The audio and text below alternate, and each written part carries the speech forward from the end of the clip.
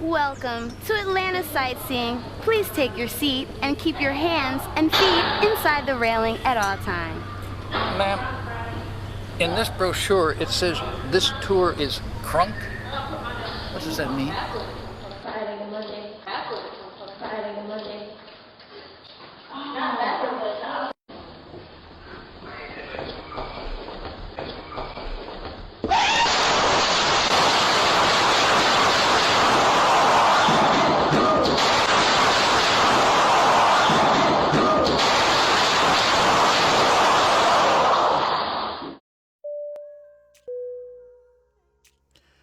For men, basically, the birth of manhood is the day that men wake up and realize success or failure is dictated by your actions. You are 100% responsible for it.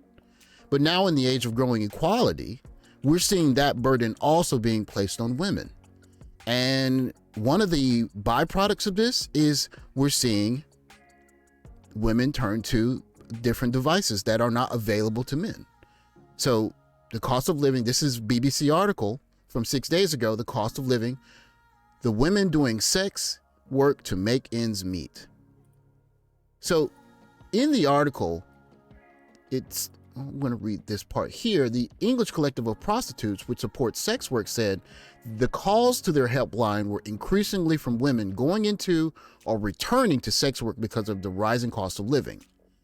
Women who need to pay the bills, to keep the gas on, to feed their families, and still be able to scrape together the rent. It's called survival sex.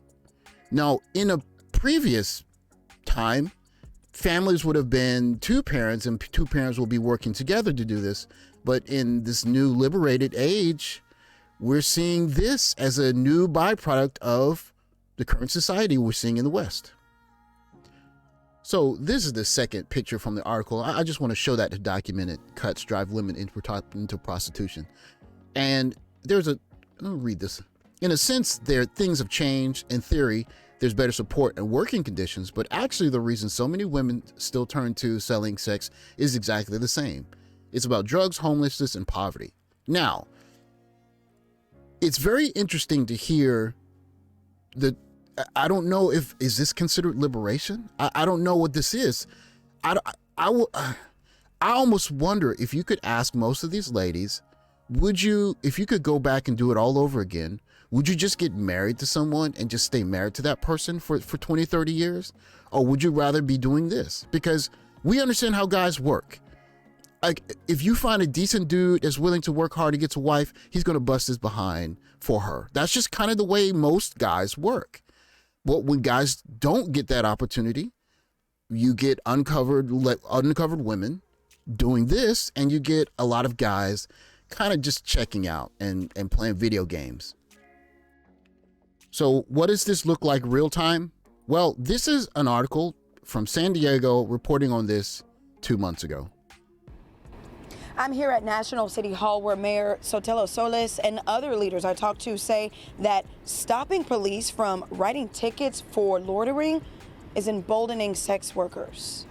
But even driving home myself, when I see, a scantily clad, literally pasties and a thong, woman out there, I can only imagine that, what that person is feeling. National City Mayor Alejandra Sotelo Solis says SB 357, the bill that repealed anti-loitering laws in California, will not officially go into effect next year, but because it's already signed, the law enforcement is already hands tied, but it's also the boldness in the summertime of these human trafficked and the Johns, they're taking advantage of it from 10 in the morning till the lunchtime hour to right when work gets out.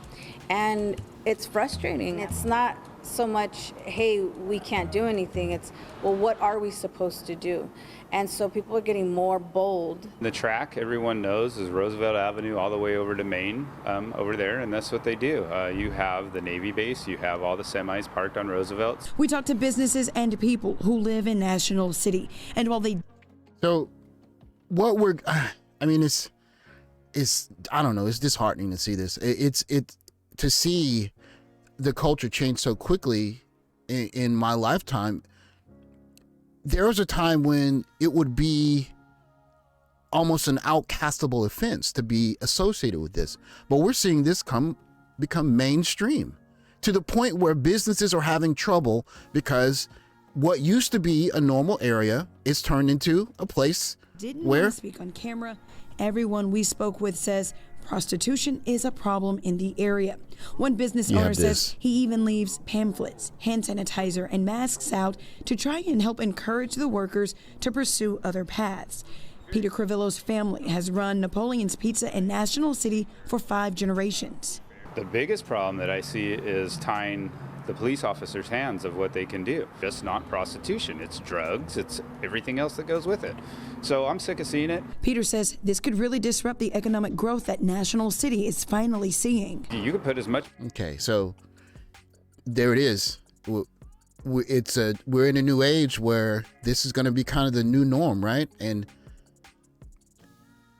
women are in positions now where they have to do what they got to do. And when I say Mad Max, that means you got to do what you got to do to survive. And so with a whole, I won't even say one generation, maybe a second or third generation of women who are basically not going to get married because we just don't really do marriage that much anymore. We get this. This is what we get.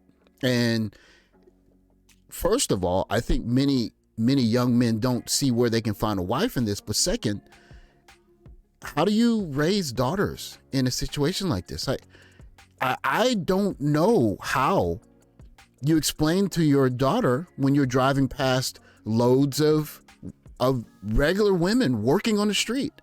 It's different when you see it in certain specialized areas, but now you're seeing this gentleman is saying it's right in front of his pizza place.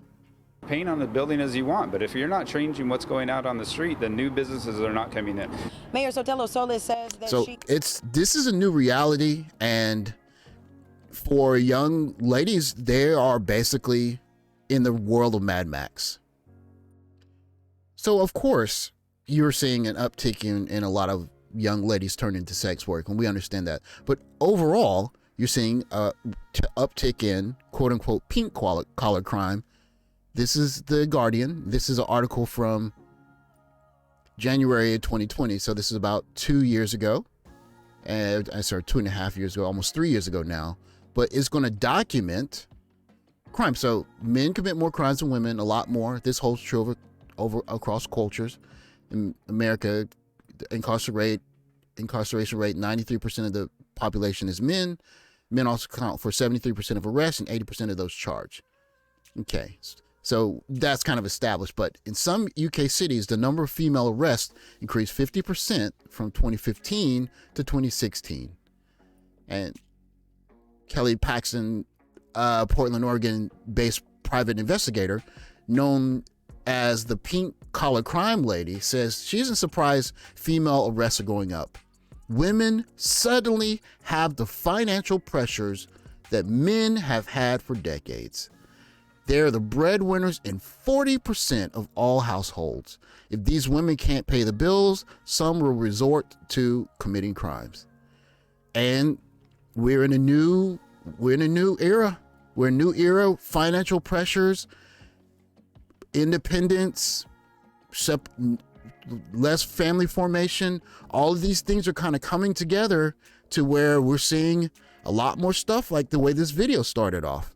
And